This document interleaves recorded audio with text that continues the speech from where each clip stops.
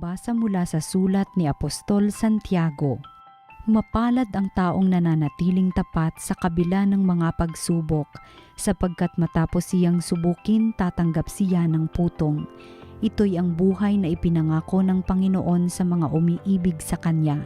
Huwag sabihin ni numan kapag siya'y dumaranas ng pagsubok na tinutukso siya ng Diyos, sapagkat ang Diyos ay hindi matutukso ng masama at hindi naman niya tinutukso ang sinuman.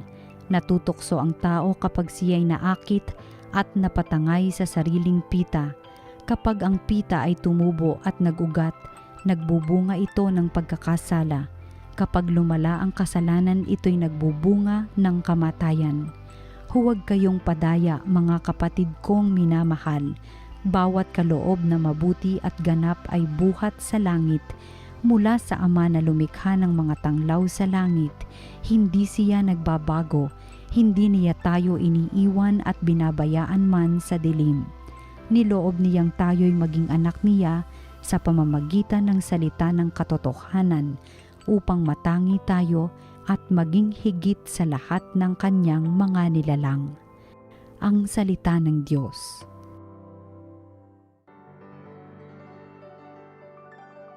Mapalad ang tumatanggap ng aral ng poong tapat. Mapalad ang mga taong tumatanggap ng pangaral, silang sayo'y tumatanggap ng turo sa kautusan, pagkat sila'y magdaranas ng saglit na ginhawa hanggang yaong masasamay mahulog sa hukay nila. Mapalad ang tumatanggap ng aral ng poong tapat. Ang lingkod ng Panginooy hindi niya iiwanan, yaong mga hirang niya'y hindi niya tatalikdan.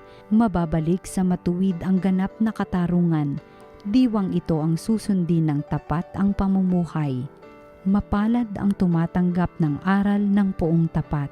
Kapag aking nagunitang ang paako'y dumudulas, dahilan sa pag-ibig mo, O Diyos, ako'y tumatatag. Kung ako ay ginugulo ng maraming suliranin, ang wagas na pag-ibig mo ang sa aki umaaliw. Mapalad ang tumatanggap ng aral ng poong tapat. Ang mabuting balita ng Panginoon ayon kay San Marcos.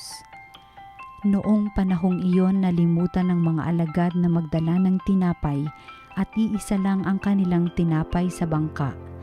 Kaiingat kayo, ilagan ninyo ang lebadura ng mga Pariseyo at ang lebadura ni Herodes. Babala ni Jesus sa kanila. Nag-usap-usap ang mga alagad. Wala kasi tayong dalang tinapay kaya niya sinabi iyon. Alam ito ni Jesus, kaya't sila'y tinanong niya, bakit ninyo pinag-uusapan na kayo'y walang dalang tinapay? Hindi pa ba kayo nakababatid o nakauunawa? Hindi pa ba ito abot ng inyong isip? Wala ba kayong mata? Wala ba kayong tainga?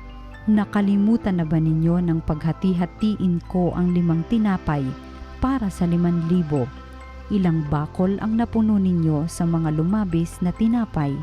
12 po, tugon nila. At nang paghati-hatiin ko ang 7 tinapay para sa 4,000, ilang bakol na malalaki ang napuno ninyo? Tanong niya. 7 bakol po, tugon nila. At hindi pa rin ninyo nauunawaan, wika niya. Ang mabuting balita ng Panginoon. Pinupuri ka namin, Panginoong Hesukristo.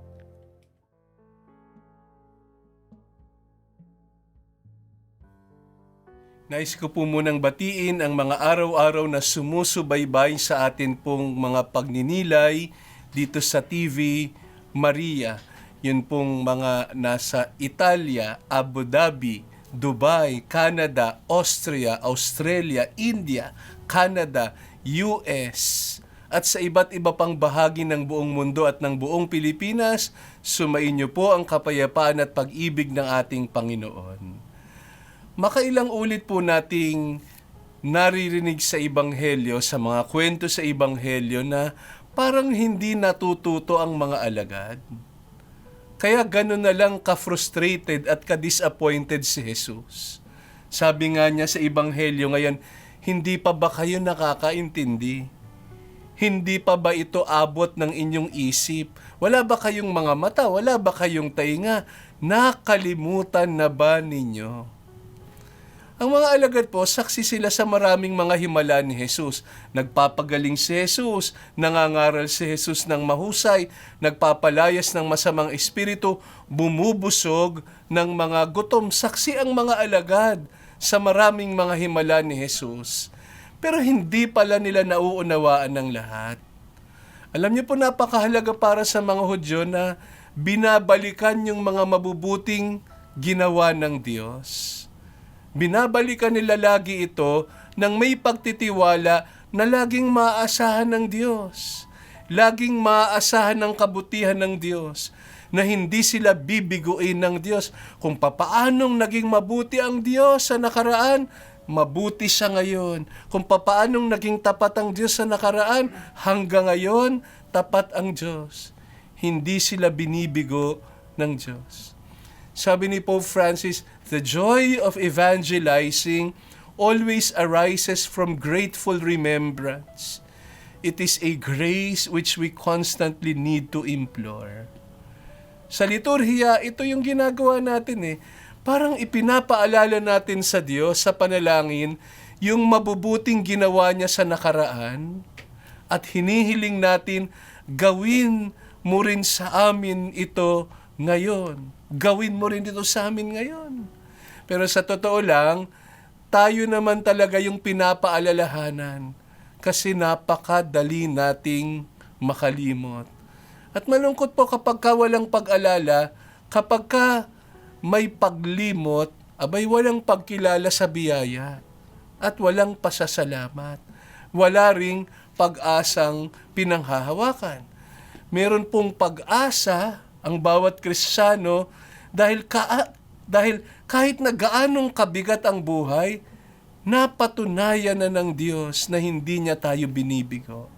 Napatunayan na ng Diyos ang kanyang kabutihan at katapatan. Sabi ni Jesus, hindi pa ba kayo nakakaintindi? Hindi pa ba ito abot ng inyong isip? Wala ba kayong mga mata? Wala ba kayong tainga? Nalimutan na ba ninyo? Kahit pala yung mga disipulo ay work in progress. Work in progress. Maganda pong tanungin natin ang ating mga sarili. Marami po sa atin na sumusubaybay dito sa TV Maria, nakikinig sa salita ng Diyos. Matagal na rin po tayong nagsisimba, naglilingkod sa simbahan. Magandang tanungin, ano na ba yung nabago sa atin? O baka naman, ano na ba yung huminto ng lumago sa atin? What is it in us that has stopped growing? Hindi na lumago, hindi na nagbago. Naalala ko yung isang seminarista na kinaiinisan na ng mga kasama niya sa community kasi hindi na naglilinis, hindi na nagmamanwalya, tumatakas na sa paghuhugas ng pinggan. Napansin niya, iba na yung tingin sa kanya. Parang masama nang tumingin sa kanya o kaya hindi na siya pinapansin. Isang araw, nagpaskil siya sa kanyang pintuan. Nakalagay doon sa kanyang karatula sa pintuan niya, "Please be patient with me. God is not finished with me yet." Totoo naman po yan. Dumarating po sa buhay ng isang magulang, ng isang guro, ng isang pari, na nakakapanghina ng loob dahil tila walang pagbabago. Na ibinuhos at ibinigay mo na ang lahat, pero wala pa ring bunga. Paulit-ulit na pagpapaalala, paulit-ulit na pagtuturo, pero parang walang pinagkakatandaan, walang pagbabago, hindi nagbubunga yung pagpupunyagi nating lahat. Meron pong panalangin si Archbishop Oscar Romero. Sabi niya po, we plant seeds that one day will grow. We water seeds already planted, knowing that they hold future promise. We lay foundations that will need further development. We provide yeast that produces far beyond our capabilities. We may never see the end results, but that is the difference between the master builder and the worker. We are workers, not master builders. We are ministers, not messiahs. Alam niyo po, yung mga alagad, marami pong sablay ang mga yan. Maraming pagkakataon, nakita sa kanila, mayabang sila, nagdadamot, makakalimutin. Tapos darating pa nga yung panahon, iiwan pa nila si Jesus sa gitna ng pinakamahalaga niyang laban. Pero itong mga alagad na ito, talagang naging work in progress. Lalago din naman sila. Pagkatapos ng lahat ng kanilang sablay, pagkatapos ng lahat ng kanilang mga pagkukulang, ng pag-iwan, ng pagtataksil kay Jesus, lalago sila bilang mga tapat na alagad na hinilom ng pag-ibig ni Jesus. Yung dating kinakatakutan nila, yung kinakatakutan nilang matulad kay Jesus, haharapin nila ng may tapang at ng may pagmamahal kay Jesus. Takot silang madamay kay Jesus, pero sa dulo ng lahat, mag-aalay din sila ng buhay para kay Jesus. Huwag tayong maging makakalimutin. Maaasahan lagi ang Diyos. Napatunayan na niya yung kanyang kabutihan, yung tapat niyang pag-ibig, na tapat siya kung umibig at mangako. Panghawakan natin ang kanyang tapat na pag-ibig. Ito po ang salita ng Diyos, ang salita ng buhay.